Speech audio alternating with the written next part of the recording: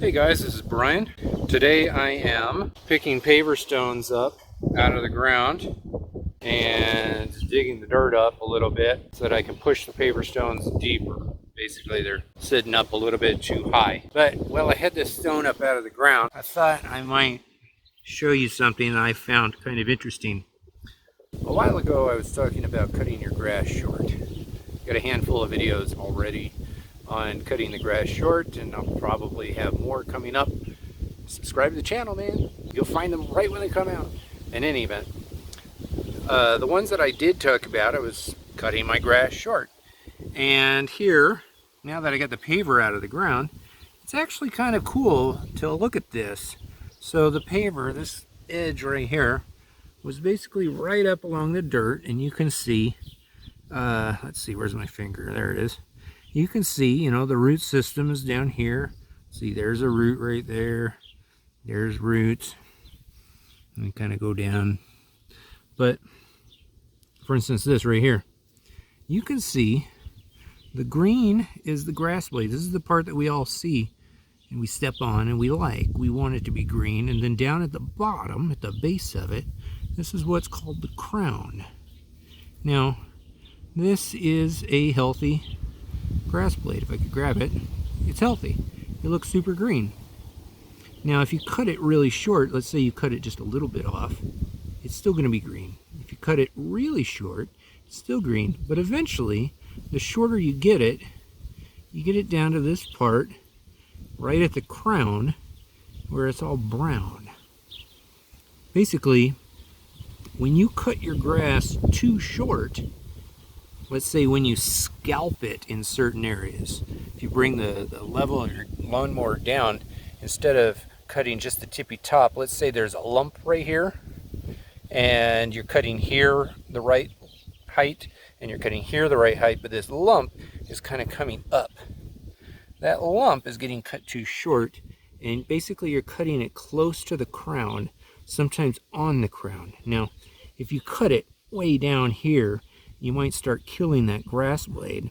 If you cut it right about here, then you're going to be able to see the crown through the grass. And if you see all these crowns through the grass, you see how it's like light yellow with some brown in here. The dark green is only up at the top. So if you cut it too low, you're going to lose all of your color in the lawn. Now, training the grass blade, if you're constantly cutting it low, then this crown is slowly going to creep lower and lower and lower over time.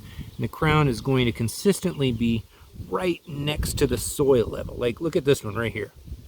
See that one right there? For whatever reason, this crown is basically at the soil level. Like, you can come all the way down and it's still pretty green.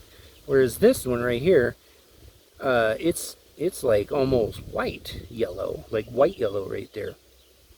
So if you're going to cut your grass short, consistently short, and let's say it's flat enough that you're not constantly like scalping things, you've got to train the crowns to be way down at the soil level instead of being up above the soil level. This is not a tutorial or anything like that, but I just thought it was a really cool thing to show. You can see it all the way around. Areas of my grass I have thatch. This area I don't. This area, I mean, you can basically see the soil comes up and then it's just grass on top.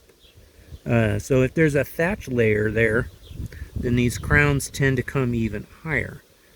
So just another reason to keep an eye on keep it under control. And start training your grass blades to the height that you actually want. It's possible.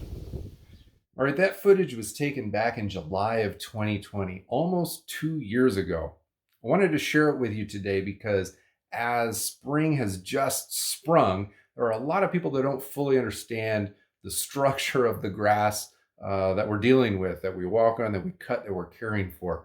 What I didn't actually go into in that clip, or that meaty clip, that long impromptu clip of mine, was The crown is important. I talked about it, but I didn't really say it. It's important. The root systems grow out of that crown, rhizomes, stolons, shoots, leaf tissue. That crown is the connective tissue that connects everything together. Grass plant does not work with a crown that's broken.